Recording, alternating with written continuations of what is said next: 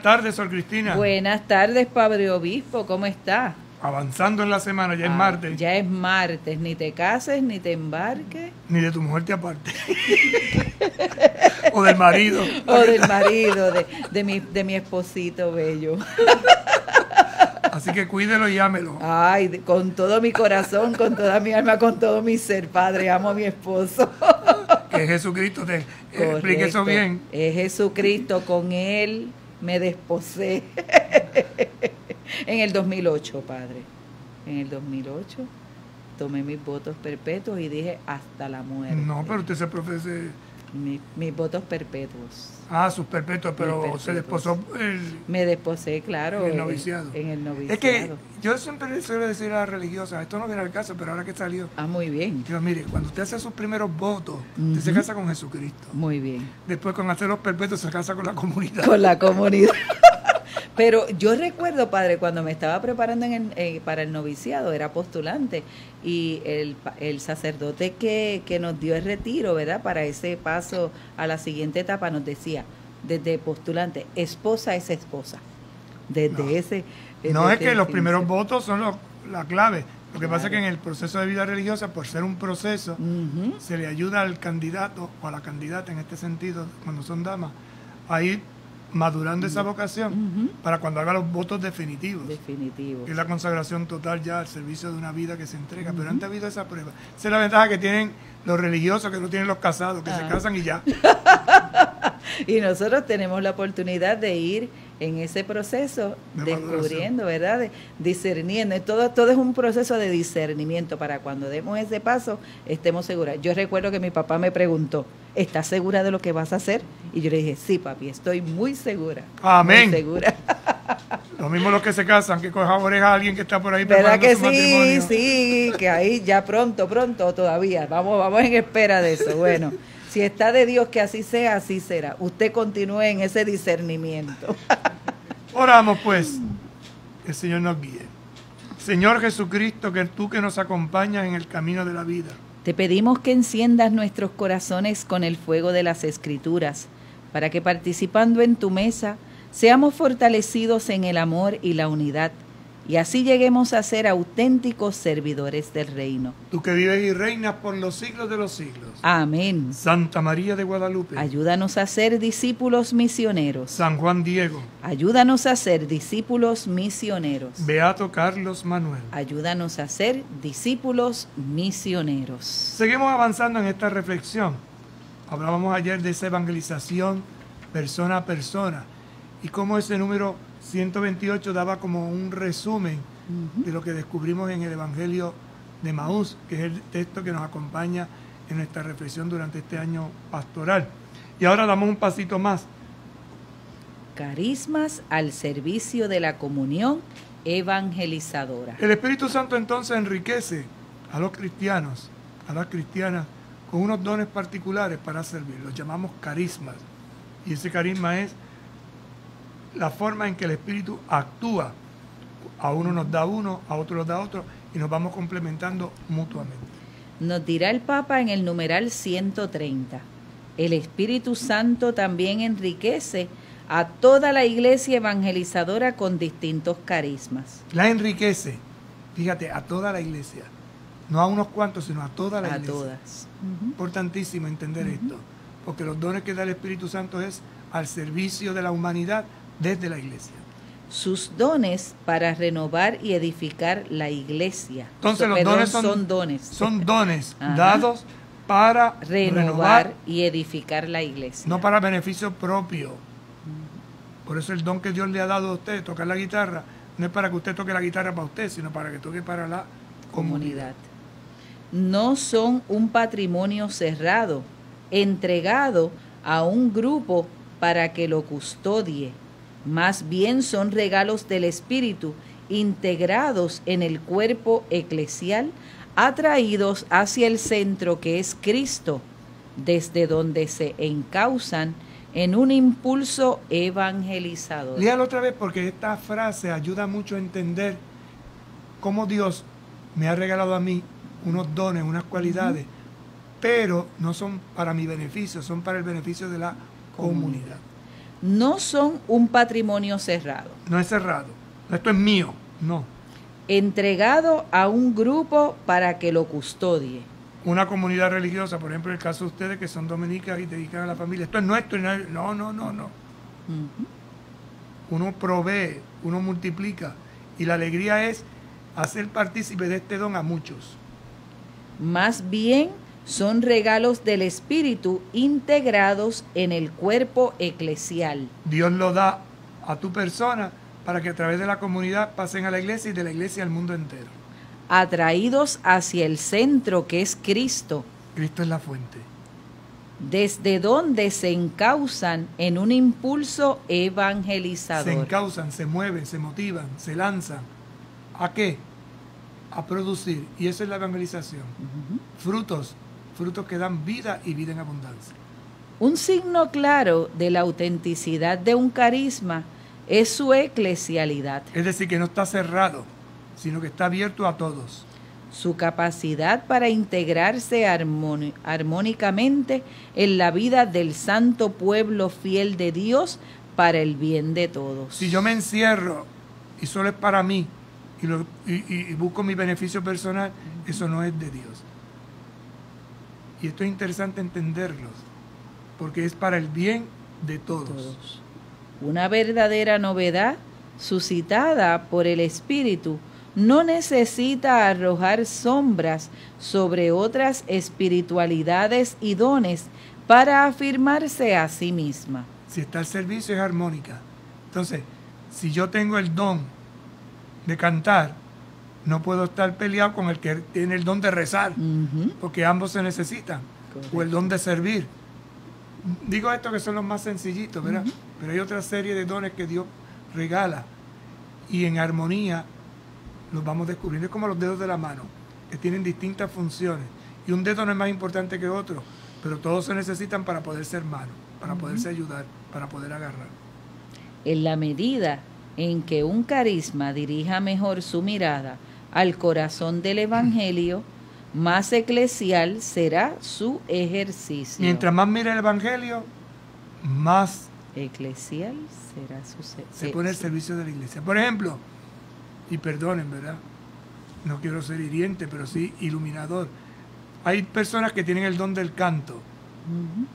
Y entonces, ¿cuál es ese carisma musical? Hacer que la asamblea cante. Entonces, cuando usted va a un grupo, y fíjense que no se llaman, en la iglesia no le llamamos grupo, le llamamos ministerio porque son servicios. Cuando tú empiezas a ver gente que se convierten en grupo, ministerio, mejor dicho, que se convierten en grupo, y ya comienzan a vestirse igual, para distinguirse, y empiezan a cantar para que ellos solo canten y los demás no canten. Es decir, lo lógico es que el que tiene buen canto, buena voz, anime a que los demás canten. Y por eso los cantos de la iglesia deben ser siempre a dos niveles.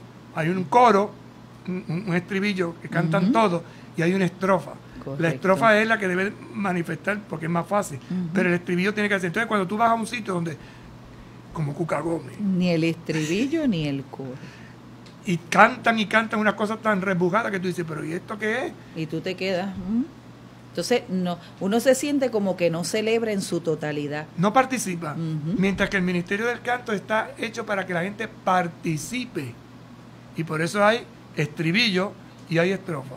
Si encima el estribillo, la estrofa, te vistes distinto, te separas de la asamblea y al final me vendes el disco, pues entonces pues te como estás que vendiendo a ti mismo. Como que eso no evangeliza, como que eso no es carisma. Y nuestra iglesia, Padre, en eso de los cánticos es tan rica y tiene unos cánticos tan hermosos. Y hemos perdido muchos cánticos por esto mismo, porque hemos querido introducir, ¿verdad? Y seguimos en este diálogo porque es lo que estamos tocando. O sea, que hemos querido introducir otros cánticos que nos están alejando como que de esa vivencia litúrgica. El problema es cuando hacemos del canto un personalismo. Y todo gira en torno a mi persona y no gira en torno a Jesucristo. El canto, para que sea comunitario, debe llevarnos a Jesucristo, no alejarnos de Jesucristo. Por eso en la iglesia no aplaudimos a los que cantan. Correcto. Aunque a veces la emoción, ¿verdad?, Un canto hace que la gente... Pero si yo provoco que se me aplauda, quiere decir que entonces la gloria se la estoy robando a Dios. Digo esto, ¿verdad?, con mucho respeto, porque es una línea muy fina, porque podemos pasar muy fácilmente a convertirnos en los dioses del canto y no en los animadores de una asamblea litúrgica que alaba y bendice al Señor. Y vemos más esto como un concierto que como un servicio, como un servicio que, ¿verdad?, de animación y de celebración, ¿verdad?, donde todos podamos participar. Es un ministerio, servicio que anima para que la participación sea más plena y la celebración sea de todos, no de unos cuantos. Una semillita con una pullita. No, y el mismo Papa lo ha dicho, ¿verdad? Sí, pero no solo porque lo diga el Papa, no es cuestión de que el Papa lo diga o no lo debe de decir, es cuestión de entender lo que aquí estamos tratando de descubrir, que los dones son dados al servicio de qué, de la comunidad, para que la comunidad se acerque a Dios y no se aleje de Dios. Porque entonces, ¿de qué puede pasar? Que matan el canto y la gente ya no canta, entonces ahí es que se convierte en un espectáculo. Correcto. Y yo voy a escuchar. Claro, hay gente que, ¿verdad?, Dios no le ha favorecido con el canto, con el don del canto. Por eso hay hermanos que tienen ese don de animar, pero que no se convierta en una glorificación tuya, personal, sino la gloria para Dios. En la comunión, aunque duela, es donde un carisma se vuelve auténtica y misteriosamente fecundo. Si vive este desafío, la Iglesia puede ser un modelo para la paz en el mundo. Repita eso. En la comunión. Es decir, en la armonía, en la unidad, no en la uniformidad, sino en la unidad, es que se crea. Por eso es interesante esto. Aunque duela, dice aquí, aunque ¿verdad? Duela, porque a veces uno quisiera cantar un canto que le gusta a uno porque es muy bonito y me gusta a mí, pero no va con la liturgia. Entonces no encaja. Pero yo quiero cantar esto porque a mí me gusta. Es que no es que a usted le guste. Por eso, para seleccionar los cantos en la Eucaristía hay que ver los textos. Y entonces uno busca cantos que animan y ayudan a reforzar lo que las lecturas nos dicen. Y hay veces que es difícil eso, padre. O sea, porque uno dice, Dios mío, ¿y qué cántico vamos a escoger? A mí me sucede también, ¿qué cántico cantar que vaya a la par con la liturgia de este día, de este domingo o en esta celebración particular? Y eso sucede, y a los ministerios de música, ¿verdad? El poder escoger cánticos que vayan apropiados a los textos bíblicos. Es donde un carisma se vuelve auténtica y misteriosamente fecundo. Porque se hace servicio. Y el servicio siempre es fecundo, hace crecer. Si vive este desafío, la Iglesia puede ser un modelo para la paz en el mundo. Claro, porque logras armonizar y no haces guerra. A veces es curiosísimo, ¿no? Qué difícil es a veces en una parroquia lograr que varios ministerios de música se unan para la Pascua. No, yo quiero el lunes santo, yo quiero el jueves santo, yo quiero el viernes santo y yo quiero el sábado santo. Y no son capaces de, durante esos 3 días, manifestar la comunión profunda cantando todos juntos. Sería maravilloso. Maravilloso. Pero no, cada librito, no, porque es que la armonía. Igualmente en la Navidad, el concierto de Navidad que se hace, qué difícil también se hace. Lograr hacer que todos armonicen es un trabajo que necesitamos todavía trabajarlo. Valga la redundancia. Moldearlo artesanalmente. Y crea a veces conflictos muy fuertes. Las diferencias entre las personas y comunidades a veces son incómodas, pero el Espíritu Santo que suscita esa diversidad puede sacar de todo algo bueno y convertirlo en un dinamismo evangelizador que actúa por atracción. Atrae. Dinamismo evangelizador atrae, no aleja. La diversidad tiene que ser siempre reconciliada con la ayuda del Espíritu Santo. Es que es diversa, pero ¿cómo armonizar? Por eso la música es un elemento importantísimo en la evangelización. Fíjate que cuando se logra una buena pieza musical es porque hay armonía entre las notas. Y esa armonía hace que haya distintos tonos, distintas modalidades, distintas expresiones. Solo Él puede suscitar la diversidad, la pluralidad, la multiplicidad y al mismo tiempo realizar la unidad. Léalo otra vez porque esa define, por decirlo de alguna manera más práctica, la función del Espíritu Santo. Solo Él puede suscitar la diversidad, Lo diverso, la pluralidad, variedad, la multiplicidad y al mismo tiempo realizar la unidad. cómo converge todo y se expresa de una manera bella, hermosa y armónica. En cambio, cuando somos nosotros los que pretendemos la diversidad y nos encerramos en nuestros particularismos, en nuestros exclusivismos, provocamos la división y por otra parte, cuando somos nosotros quienes queremos construir la unidad con nuestros planes humanos, terminamos por imponer la uniformidad, la homologación. Esto no ayuda a la misión de la Iglesia. Se impone. Eso es Babel. Y por eso en Babel hubo confusión. Y lo que se confunde se dispersa. Y el Espíritu, lo que estaba disperso, lo vuelve a unir. Pero lo vuelve a enviar. Y esto es lo interesante, ¿no? Como el Espíritu Santo, lo que estaba diverso, lo que estaba dividido, lo que estaba regado, le da una armonía, respetando, tendiendo a construir y no a destruir. Cultura, pensamiento y educación. Fíjate que vamos dando pasos, ¿verdad? Religiosidad popular, un diálogo cercano, un proceso. Un persona a persona. Unos carismas, unos dones. Unos carismas y estos dones que se ponen al servicio de una comunidad donde la diversidad logra la unidad y donde la unidad no es una uniformidad. Pero esto nos lleva a hacer como un resumen ahora de lo que es la cultura, lo que es el pensamiento y lo que es educar.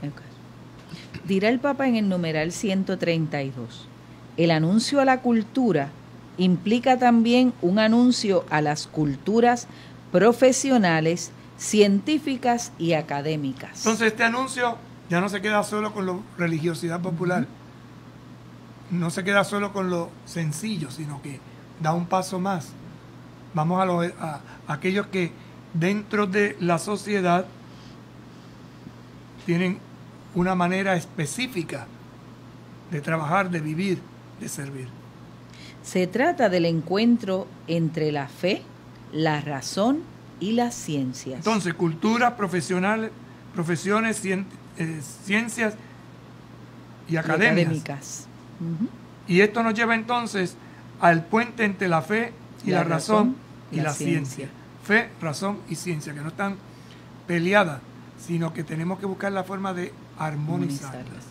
Que procura desarrollar un nuevo discurso de la credibilidad, una original apologética. Apologética se entiende una defensa desde la cultura, desde los valores, pero iluminada por la fe. Que ayude a crear las disposiciones para que el Evangelio sea escuchado por todos. Generalmente se suele decir que la ciencia y la fe están peleadas, cuando no debe de ser así, sino que tenemos que ver cómo se armoniza. Y por eso hay gente que es muy de fe y se convierten en fanáticos. Y hay gente que es mucho de ciencia y se convierten en racionalistas. Y están peleando toda la vida, cuando pueden llegar a un punto medio. Porque el ser humano necesita la ciencia, pero también necesita la fe. Y el ser humano necesita la fe, pero también necesita la ciencia. Es el balance, el equilibrio. Cuando algunas categorías de la razón y de las ciencias son acogidas en el anuncio del mensaje, esas mismas categorías se convierten en instrumentos de evangelización. Es el agua convertida en vino. Es lo que hizo Santo Tomás en su época. Fíjate, Santo Tomás de Aquino, un dominico, hombre muy sabio, muy estudioso, logró explicar desde los conceptos aristotélicos de su época las claves de la fe. Y por eso la línea de pensamiento aristotélica dentro de la enseñanza de la iglesia tiene tanta fuerza. Pero lo mismo hicieron también los franciscanos, con otras tendencias, o San Agustín, con otra tendencia filosófica. Y todo esto ayuda a que el Evangelio sea conocido. El problema es cuando empiezan las trifulcas y entonces empieza uno a decir que la mía es mejor que la tuya y la tuya es mejor que la... Y entonces se arma la de San Quintín, cuando no se trata de eso. Ahora lo podemos ver entre la tecnología y la fe. Y esta es un gran reto para esta generación, los millennium. La generación millennium. Cómo combinar, cómo crear la armonía. Y darnos cuenta de que hay una forma distinta de expresar ya, quizás no los conceptos aristotélicos, o platónicos, o agustinianos, pero va surgiendo desde una reflexión, de un conocimiento vivido, celebrado y sobre todo transmitido en la fe, que poco a poco vaya armonizando el camino del ser humano hacia el encuentro con Dios. Es aquello que asumido no solo es redimido, sino que se vuelve instrumento del Espíritu para iluminar y renovar el mundo. Aquí se junta una frase de San Irineo con la línea del pensamiento moderno, que el Papa lo hace de una manera genial. Dice, es aquello que asumido, San Irineo decía, lo que no se asume no se redime. Es decir, si yo no asumo mi pecado, si no me doy cuenta de él, no lo redimo. Pero aquí dice, además, que se vuelva instrumento del Espíritu para iluminar y renovar al mundo. Es decir, como desde mi experiencia, desde mi pecado, por ejemplo, asumido, redimido, se convierte en instrumento del Espíritu para yo poder anunciar el Evangelio que ilumine y renueve el mundo. Y por eso vemos como personas que uno dice, wow, la vida que llevaban y cómo se han ido transformando y se han convertido hoy en grandes apóstoles, grandes hombres de fe. Por eso el Papa lo que quiere resaltar es el encuentro entre la fe, la razón y la ciencia para desarrollar la creatividad. Y eso se hace en el equilibrio. O sea, esto es muy importante, porque si no piensas, si no razonas y si no tienes fe, te falta algo. Entonces hay que aprender a ver las cosas. Uno no puede ser tan crédulo. Siempre hay un porqué y un para qué. Pero hay momentos en que ese porqué y para qué da el salto. Y ahí es que entra en juego la fe. Hay cosas que no las podemos explicar. Fíjense, nosotros lo decimos en el credo de una manera muy sencilla. Creo en Dios Padre. Creo en un solo Dios, creador del cielo y de la tierra, de todo lo visible e invisible. Lo visible tiene una razón, una expresión, una explicación, pero hay cosas que no. Y ahí damos el salto. Y ahí es donde entra la fe. ¿Cómo lograr ese equilibrio, ese balance? No es fácil. Por eso dice esta frase, ¿no? Es aquello que asumido no solo es redimido, sino que se vuelve instrumento del Espíritu para iluminar y renovar el mundo. Señor nos ayude. Pausamos y en breve regresamos. Con un paso de fe a Cristo verás, con un paso de fe a Cristo verás, con un paso de fe a Cristo verás, con un paso de fe a Cristo verás. ¡Los cuatro! Moverás las montañas, caminas sobre agua, caminas sobre agua.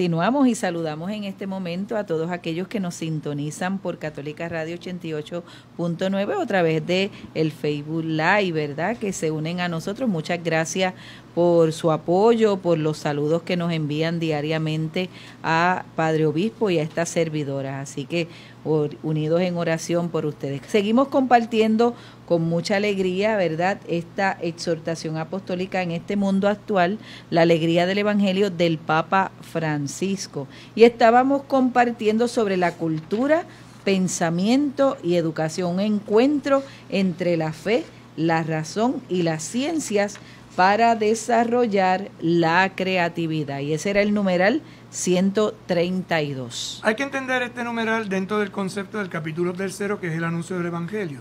El anuncio del Evangelio no está solo para gente sencilla, también toca la cultura en su raíz más profunda, toca el pensamiento, la filosofía, toca la educación, toca la ciencia, toca la razón. Esto es interesante entenderlo, porque si no, nos podemos quedar simplemente con un devocionalismo. No, tenemos gente muy clave. Por ejemplo, Edith Stein, que era una judía conversa, una mujer de una educación matemática extraordinaria, filósofa.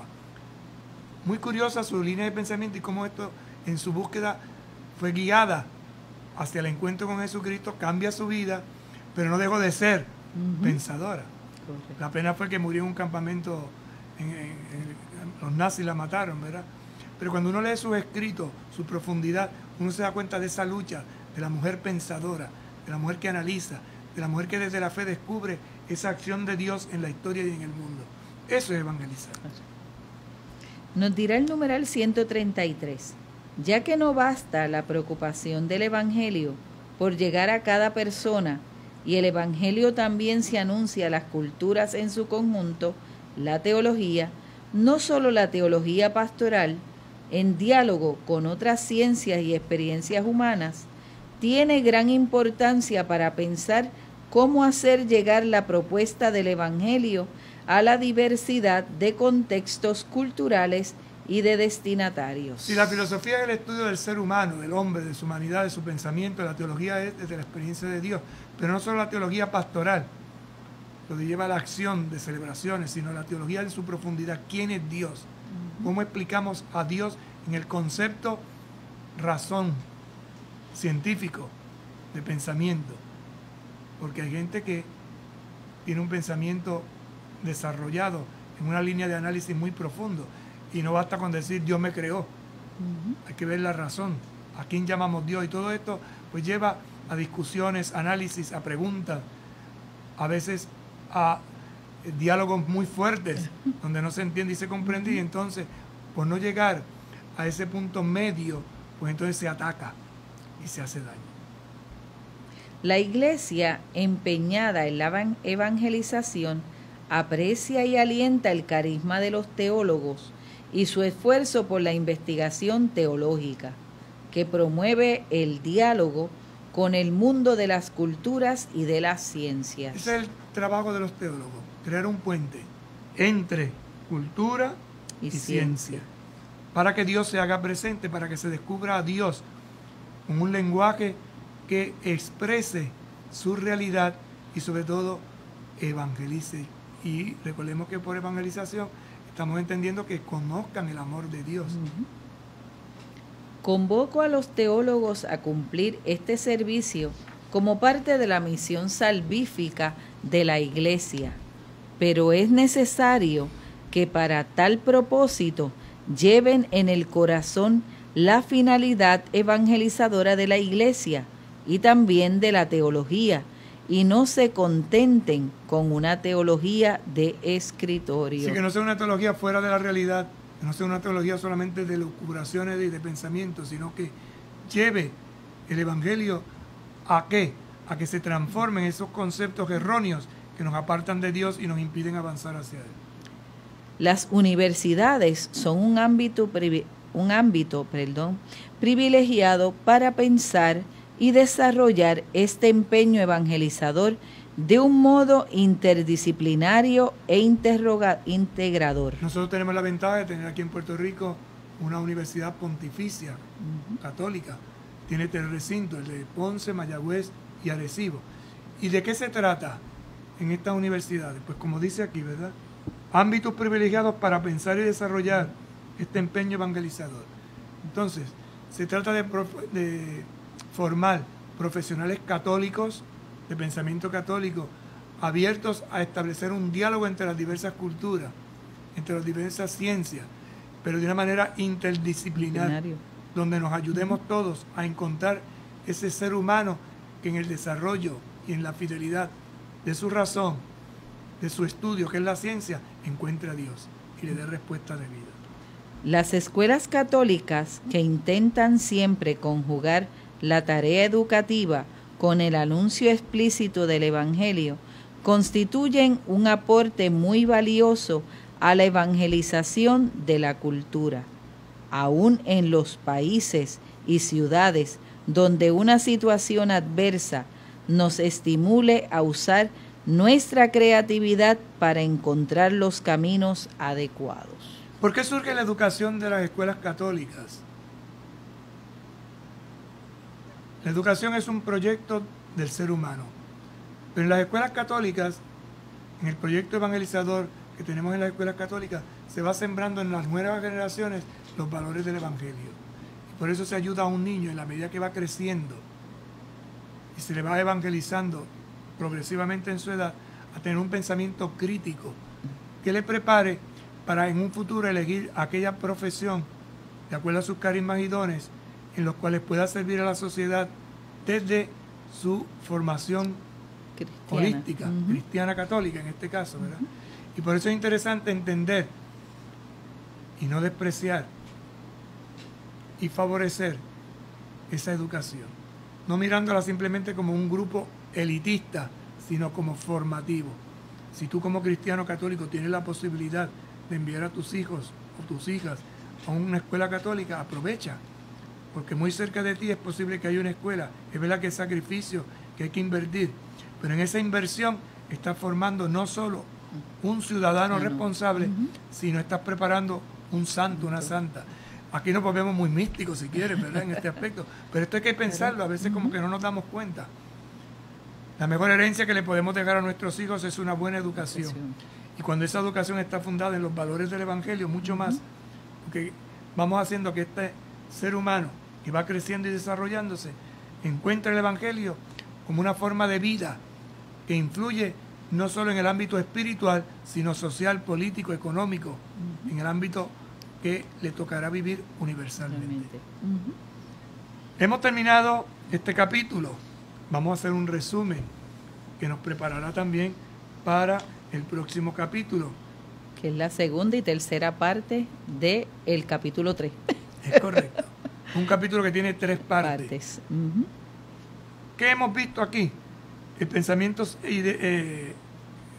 clave en esta reflexión de esta semana, que todo el pueblo de Dios anuncia el Evangelio. Importante, todo el pueblo de Dios. Por eso es que el Papa insiste, bautizados y enviados. Y ha sido una constante, Padre, ese todo o todos. Ha sido una constante desde que comenzamos a compartir con todos nuestros radioescuchas esta exhortación apostólica. Fíjate que esto es progresivo, esto se recupera después del Concilio Vaticano II. El Papa Juan XXIII tuvo esa misión, Pablo VI la aterriza, Juan Pablo II la desarrolla, Papa Juan Pablo I de tránsito, de puente, su sonrisa perdura y esa sonrisa anuncia el Evangelio. Benedicto le da profundidad teológica y ahora Francisco le da la acción pastoral. Misionera, ¿verdad? Esa acción pastoral misionera. Pero todo el pueblo de Dios anuncia el Evangelio. Ese pueblo de Dios lo formamos desde el bautismo. Y tiene 2 claves. Anunciamos y asumimos. ¿Cómo anunciamos? Persona a persona, por medio de carismas, por medio de la cultura y el pensamiento. Es lo que hemos estado dialogando, ¿verdad? Persona a persona, medio de carisma, los dones que Dios te ha dado. Los transmite, los comunica, los hace fructificar. Y el medio que vas a utilizar es la cultura, la manera que tienes de pensar, de actuar, de vivir, de relacionarte. Y esto crea un pensamiento. Pero además lo asumimos a través de los valores de las De distintas culturas. culturas. Y entonces, en resumen de esto, ¿qué descubrimos? El espíritu suscita la diversidad y la pluralidad y al mismo tiempo realiza la unidad. Importante este espíritu que une. Y nos toca a nosotros vivir la época del espíritu. Espíritu. Es el Señor quien guía, es el Señor quien suscita, es el Señor quien conduce. Es el Señor el que verdaderamente ayuda a que este anuncio del Evangelio se haga expresión real en las acciones de cada día. El anuncio del Evangelio entonces implica también un anuncio a esas culturas profesionales, científicas y de la ciencia. Médicos, abogados, políticos, economistas. Si caminamos a la luz del Evangelio, ciertamente habría otra manera de actuar y había una manera de atender especialmente a los más desvalidos, a los más desfavorecidos de nuestra sociedad. Buscaríamos el bien común y no simplemente el enriquecimiento. Cuando algunas categorías de la razón y de la ciencia son acogidas en el anuncio del mensaje, esas mismas categorías se convierten en instrumentos de evangelización. Y de ahí surgen proyectos de cooperativismo, y de ahí surgen proyectos de educación, y de ahí surgen proyectos de solidaridad, de nueva cultura, de ecología. Es decir, un abanico que marca la vida del ser humano en su totalidad. Unos haciendo una cosa, otros haciendo otra, pero todos avanzando hacia ese encuentro definitivo de nuestro Dios, que es vida, porque creemos en el Dios de la vida. Ahora entramos en la segunda parte de este capítulo 3, que este anuncio del Evangelio va a hablar específicamente, y esto es interesantísimo porque va a hablar de las homilías. ¿Quién hace homilía? Los ministros ordenados. Pero conviene aquí que veamos las pistas porque posiblemente algunos de ustedes sufren las consecuencias de las algunas homilías. Entonces vamos a ver cómo el Papa está orientándonos a los ministros ordenados de cómo deben ser nuestras homilías. La palabra homilía viene de conversar sobre Dios. Es distinto de sermón. El sermón es exhortativo. Es distinto de una catequesis. El problema es que a veces en 10 minutos queremos hacer homilía, sermón y catequesis. Y predicar. Cuando tiene distintas funciones. Vamos entonces, poquito a poco, a ir dialogando sobre este primer concepto, la homilía. En el número 135 nos dirá el Papa: consideremos ahora la predicación dentro de la liturgia, que requiere una seria evaluación de parte de los pastores. Entonces esta segunda parte, de la tercera parte, está más dedicada a los ministros, pero es bueno que ustedes la conozcan, porque nos pueden ayudar, no simplemente para criticar, sino para que mejoremos. Para iluminar. Eso. Lo he dicho más finamente. ¿Verdad? Sí. Me detendré particularmente y hasta con cierta curiosidad, ¿verdad? decir, Perdón. En detalle. Meticuloso es el detallista. En la homilía y su preparación, porque son muchos los reclamos que se dirigen en relación en este gran ministerio y no podemos hacer oídos sordos. Entonces el Papa es consciente de que muchas personas se quejan o exponen que las homilías que nosotros, los ministros ordenados, pronunciamos, como que no están a la talla, por decirlo de esta manera, ¿verdad?, a las necesidades que el pueblo de Dios tiene. Vamos a ver entonces qué pide la nueva evangelización, qué pide el Papa ahora que hagamos los ministros ordenados cuando pronunciamos una homilía. La homilía es la piedra de toque para evaluar la cercanía y la capacidad de encuentro de un pastor con su pueblo. Y ese es el primer principio. La homilía es piedra de toque para evaluar si el predicador está cercano y la capacidad de ese encuentro del pastor con su pueblo. Ujú. ¿Por qué? Porque es un momento privilegiado en que el pastor se puede dirigir a la comunidad. Si toca la vida de la comunidad, la ilumina, y si la ilumina, crece esa comunidad en fe, esperanza y amor. De hecho, sabemos que los fieles le dan mucha importancia y ellos, como los mismos ministros ordenados, muchas veces sufren, unos al escuchar y otros al predicar. Así que le pedimos perdón a los que tienen que sufrir la escucha de algunas expresiones, a veces ustedes lo saben, Sutiles. latosas, que adormilan en vez de motivar, Claro. o otras que verdaderamente inquietan y ponen nerviosos Y también. mueven. Sí, sí, porque hay palabras que a veces realmente sacuden la conciencia, ¿verdad? Y el Papa dice, es triste que así sea. ¿Cómo lograrlo? La homilía puede ser realmente una intensa y feliz experiencia del espíritu, un reconfortante encuentro con la palabra, una fuente constante de renovación y de crecimiento. Es lo que debe de ser. Repítalo, hermana. La homilía puede ser realmente una intensa y feliz experiencia del espíritu. ¿Por qué? Porque se supone que el que predica, no estamos hablando de la predicación, perdón, que el que dé la homilía haya orado esa homilía. O sea, ¿cuándo comienza el ministro ordenado a preparar la homilía? El domingo por la tarde. Ujú. Y tiene que irla preparando toda la semana. Porque a través de los acontecimientos debe estar dispuesto el próximo domingo a dar una palabra al pueblo. Por eso dice, intensa Y feliz experiencia del espíritu. ¿Qué palabra debo dar a mi pueblo el próximo domingo? Sigue además, reconfortante encuentro Con la palabra. Por tanto, antes de darle a los demás, me la tengo que dar a mí mismo. ¿Qué me dice a mí la palabra? Y tercero, Una fuente constante de renovación y de crecimiento. fuente, bebo, me reconforta, me renueva, me transforma.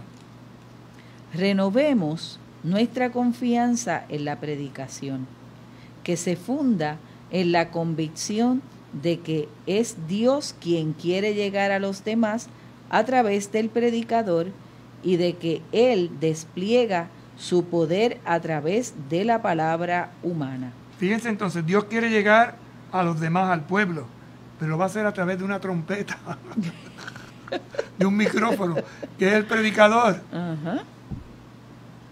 Y ahí Él despliega su poder a través de la palabra humana. Entonces es curiosísimo, ¿verdad?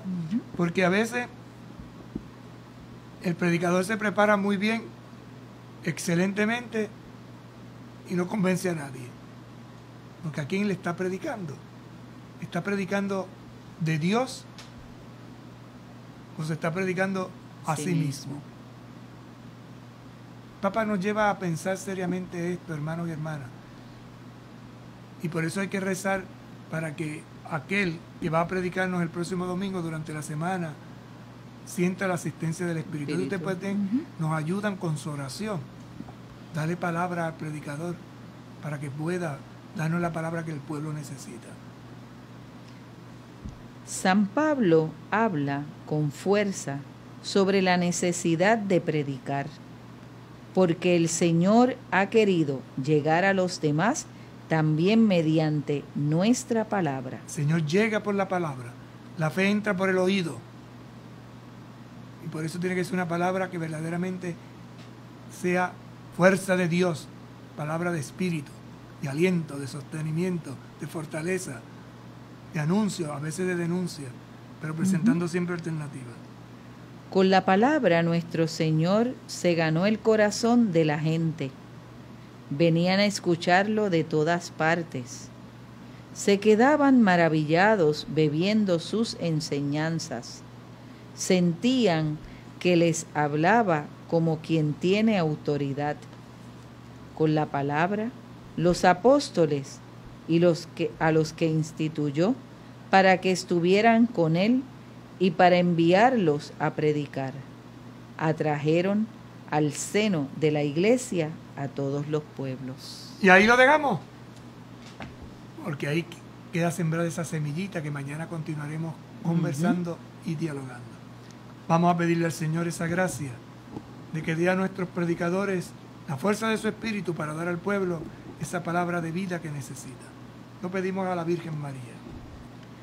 Santa María de Guadalupe, en un mundo en el que a veces desoímos la voz de Dios y cerramos nuestro corazón a los gritos y necesidades de las personas, Nosotros queremos ser contigo y como tú, misioneros que hacen suya la revolución de la ternura, para que la iglesia llegue a ser casa para muchos, madre para todos los pueblos y signo creíble de un mundo nuevo.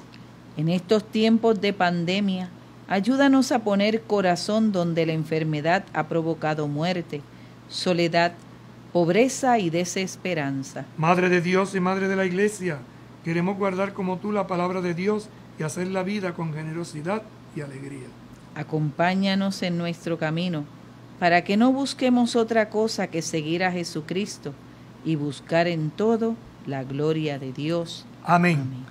Que el Señor esté con ustedes. Y con tu espíritu. Que les bendiga y les acompañe el buen Dios Todopoderoso, Padre, Hijo y Espíritu Santo. Amén. Hasta mañana si Dios quiere. Hasta mañana y muy buenas tardes a todos. Con un paso de fe a Cristo verás, con un paso de fe a Cristo verás, con un paso de fe.